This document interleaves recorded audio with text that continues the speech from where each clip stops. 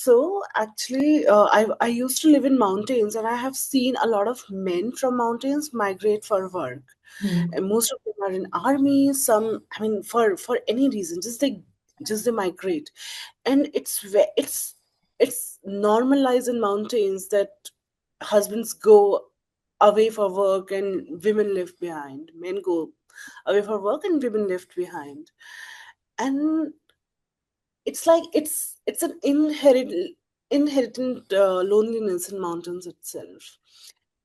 I mean that while I was living in Almora and Kosani, that inspired me to write Mhm. this film mostly. And about loneliness, maybe I'm attracted towards the subject of loneliness and longing. Mm. I feel that luminous, it's inbuilt it. I mean, and I used to, I spend some time in FTII also, and I feel that place also make you lonely. And I always feel something about art, that to create art you have to feel loneliness, and art creates you lonely more. If a person is fulfilled in everything, they can make art. I feel it's important. It's impossible. Women desire. So I always think that, so I grew up in a town, Jaipur, and I haven't seen many women allow themselves to be in love. And when it comes to sacrifice something, they love is the first thing which they sacrifice. Like it's one of the most unimportant thing. Mhm. uh, like they are not allowed to desire, and if they allow themselves to desire something, especially sexually and emotionally, then it's a sin. Maybe they feel a guilt also. And so I grew up seeing all this with my school friends and everyone. Think I took the nuances like this, that husbands are away and wives are left behind. But I I mean, take of my protagonist is different. She let herself go with the flow of her desire, and I feel it's a very brave thing to do. That you you own the authority on your body, on yourself, and you don't sacrifice yourself. I mean, we grew up listening to Meera ki kahani,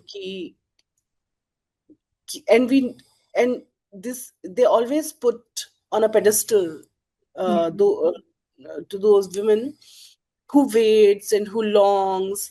But my protagonist doesn't do that. She takes the charge of her desire. She allows herself to fall in love again.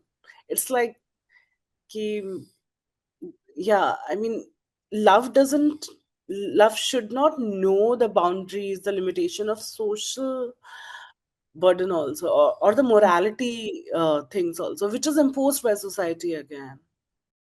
So there was two things. So all the women starts to fall for this stake, and I Mhm. was just thinking that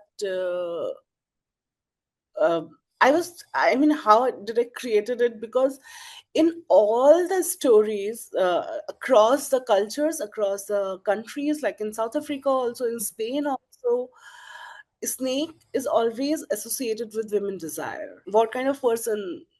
So I was just feeling it should not be just a normal man. It should be Yes. something ancient.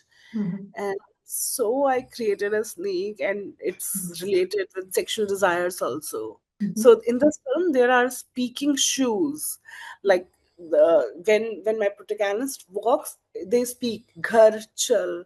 So that symbolize surveillance, Mhm. surveillance of society and morality, even when you are out of your home, but your home is following you. Mhm. And in what shape?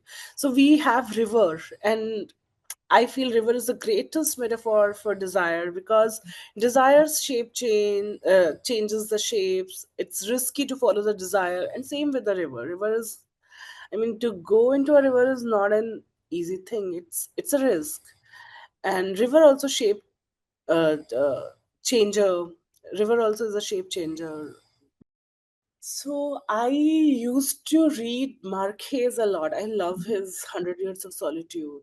I love John Rulfo. I love reading John Rulfo. John Rulfo's this novel, Pedro Paramove, Mhm. Pamuk also, and Vinod Kumar Shukla. Mm. Um, if we see from the logic of the poetry, it it allows you to think in the terms of magical realism, and actually the medium of film is way more related to the poetry than it's related to the prose. I mean, how you handle time, it's more it's more related to the the logic of poetry if we go by that. So yeah, I used to like I used to read, I still read a lot of poetry and Marquez. And yeah, I think Marquez and John Rulfo and Vinod Kumar Shukla brought me into this space of magical realism.